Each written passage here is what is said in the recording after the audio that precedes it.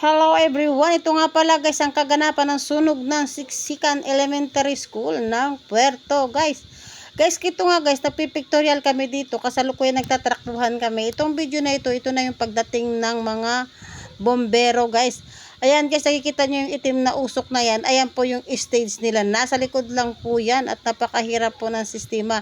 Dahil dyan ko lang naranasan na parang hindi na ako makahinga sa katatakbo guys.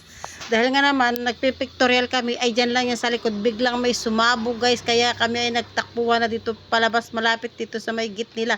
Malawak ito guys yung kanilang gate, tsaka sa loob ng siksikan na yan. Medyo malaking school po yan. Kaya ganyan.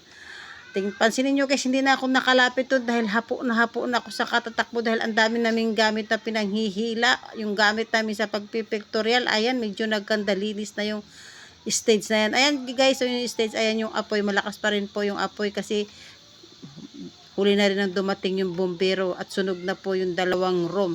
At muntik nang mahagip itong pangatlong room guys. Kaya maraming tao dito banda, yung mga haslang po at bombero yung mga nandiyan dyan kasi nga sila ay naagapan nila itong isang room na hindi po maubos. Tingnan nyo guys, napakalapit lang talaga yan dyan sa stage. Kasi sa likod lang po yan yung nasusunog na yan. Pag ikaw po naman doon sa may stage ay medyo mainit. Kaya nangamba na rin na magtrakbuhan na guys. Bago may sumabog pa kasi mayroon palang motor doon na nahagip. Ayan, ang lakas-lakas ng sabog. Kaya yan, panoorin nyo guys yung sunog na yan at malakas po yung usok niyan. At ako naman hindi ko na alam kung paano ko yan kukunan ng video dahil nagkanda taranta na guys. Hindi naman ako nakakuha nung naghahakutan kami. Ito late na ito guys. Nung matapos kami mahakot at ako naman ay hapo na, nakatayo na.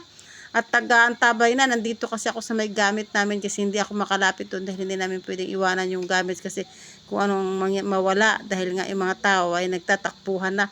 Yung mga estudyante guys, yung iba dyan ay nakatugan na. Kaya nakakatuwa nga dahil nagtarakbuhan na guys.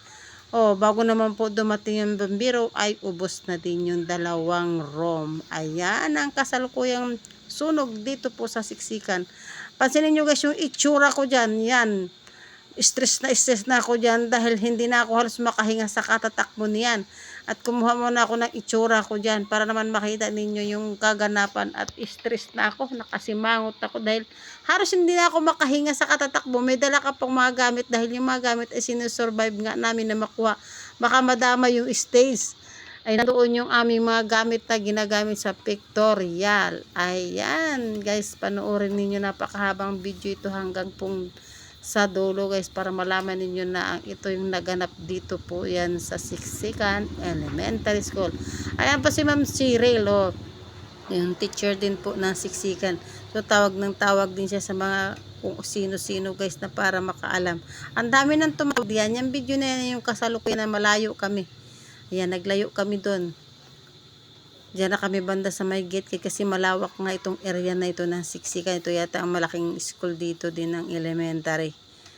Ayan, nagpipictorial kami ng grade 6. Marami po kasi sila kaya 2 araw kaming nagpictorial diyan. Sabado at Linggo guys, walang pahinga.